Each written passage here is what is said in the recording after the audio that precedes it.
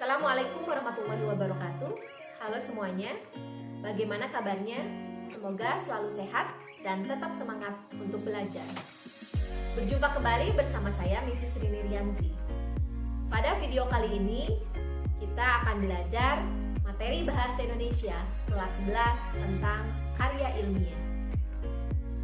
Pernahkah kalian mendengar apakah itu karya ilmiah?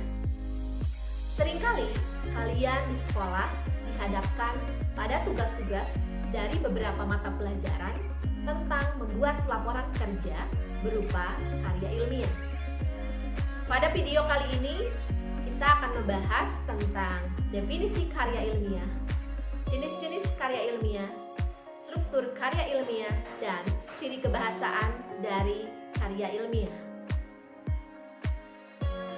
Menurut Eko Susilo, karya ilmiah merupakan suatu tulisan ataupun karangan yang didapatkan sesuai dengan sifat keilmuannya dan didasari dari berbagai hasil pengamatan, penelitian, dan peninjauan terhadap bidang ilmu tertentu yang disusun dengan menggunakan metode tertentu dengan memperhatikan sistematika penulisan yang baik dan santun serta dapat dipertanggungjawabkan keilmiahannya. Adapun tujuan dari karya ilmiah yaitu sebagai wahana untuk melatih ide tersurat atau hasil penelitian dalam sebuah karya ilmiah yang sistematis dan metodologis. Makalah ilmiah yang telah ditulis harapannya akan menjadi wahana transformasi pengetahuan antara sekolah dan masyarakat. Sebagai foster etos ilmiah di kalangan mahasiswa, sehingga tidak hanya konsumen pengetahuan, tetapi juga mampu menjadi produsen, berpikir, dan menulis di bidang ilmu pengetahuan. Selain itu, tujuan dari karya ilmiah juga untuk membuktikan pengetahuan dan potensi ilmiah yang dimiliki oleh siswa, pembuktian dalam menghadapi dan memecahkan masalah, dan itu bisa dilihat dalam bentuk karya ilmiah bersangkutan yang dibuat oleh siswa setelah mendapat pengetahuan.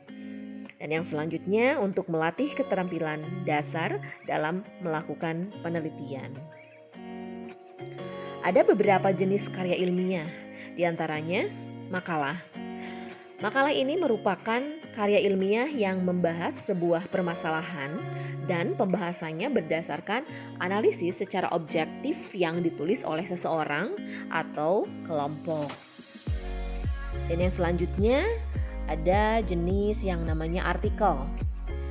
Ini merupakan karya ilmiah yang memuat pendapat subjektif pembuatnya mengenai sebuah peristiwa atau masalah tertentu. Kemudian skripsi. Nah, tentu saja mungkin kalian pernah mendengar skripsi ini adalah karya ilmiah yang dibuat oleh mahasiswa untuk bisa mendapatkan gelar sarjana ataupun strata 1, S1. Yang selanjutnya ada kertas kerja yang biasa disebut juga sebagai work paper. Nah, ini karya ilmiah yang dibuat dengan analisis yang mendalam dan ditujukan untuk sebuah seminar atau lokakarya yang dihadiri oleh para ilmuwan. Paper, nah ini adalah sebutan khusus untuk makalah di kalangan mahasiswa dalam kaitannya dengan pembelajaran dan pendidikannya sebelum menyelesaikan jenjang studi diploma, S1, S2, atau S3. Jadi kalau kalian yang duduk di bangku SMA biasa mengenal contoh ataupun jenis dari karya ilmiah itu namanya makalah, nah nanti kelak kalian kalau sudah menjadi seorang mahasiswa, nah makalah itu istilahnya nanti kalau sudah di tingkat perguruan tinggi namanya itu adalah paper. Yang selanjutnya tesis.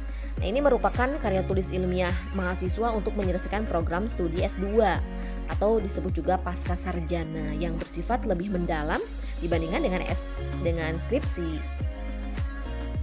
Selanjutnya disertasi. Ini karya ilmiah yang diperuntukkan bagi mahasiswa program S3 ataupun untuk meraih gelar doktor yang berisi suatu temuan penulis yang berupa temuan yang orisinal atau yang original. Berikut ini merupakan struktur penulisan karya ilmiah. Di antaranya halaman judul atau cover yang memuat judul karya tulis ataupun makalah yang akan kalian susun. Selanjutnya, halaman pengesahan yang berisi tanda tangan. Tanda tangan dari pembimbing atau pihak lain yang sudah ditentukan. Misalnya, kalian mendapat tugas untuk menyusun sebuah makalah mata pelajaran Bahasa Indonesia. Nah, biasanya yang menandatangani itu adalah guru mata pelajaran, wali kelas, dan juga pihak lain seperti kepala sekolah. Yang selanjutnya yaitu kata pengantar. Pada bagian ini berisi sambutan penulis dan juga ucapan terima kasih. Berikutnya yaitu daftar isi.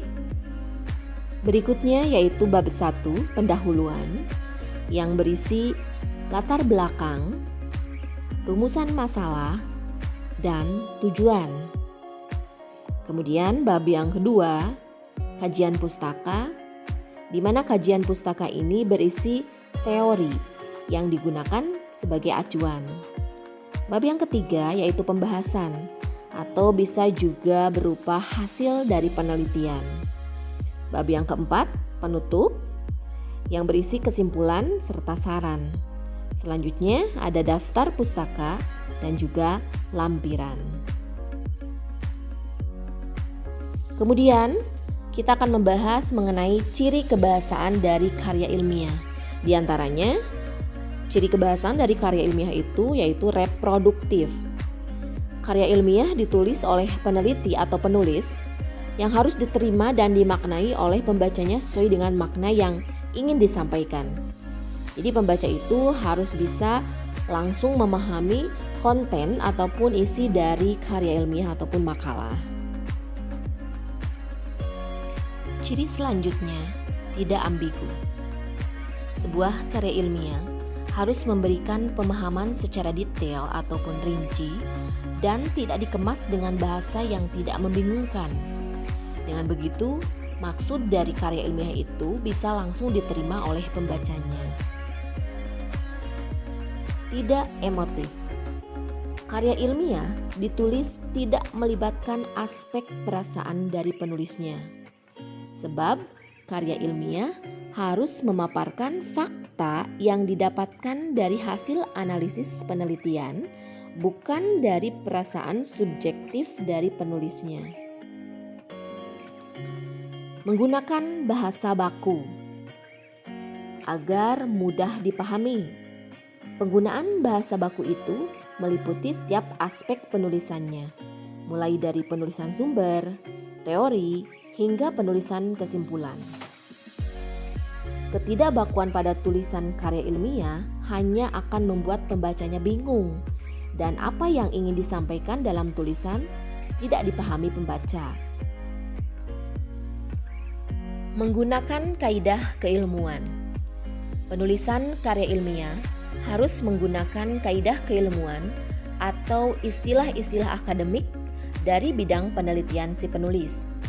Hal itu bertujuan untuk menunjukkan bahwa peneliti atau penulisnya memiliki kapabilitas pada bidang kajian yang dibahas dalam karya ilmiah.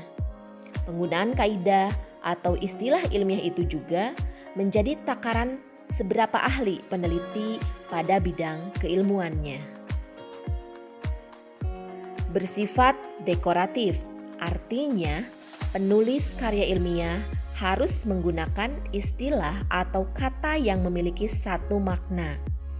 Rasional, artinya penulis harus menonjolkan keruntutan pikiran yang logis dan kecermatan penelitian. Kedua hal itu penting karena karya ilmiah harus bisa menyampaikan maksud dari penelitian yang dilakukan oleh penulis tanpa membingungkan. Terdapat kohesi.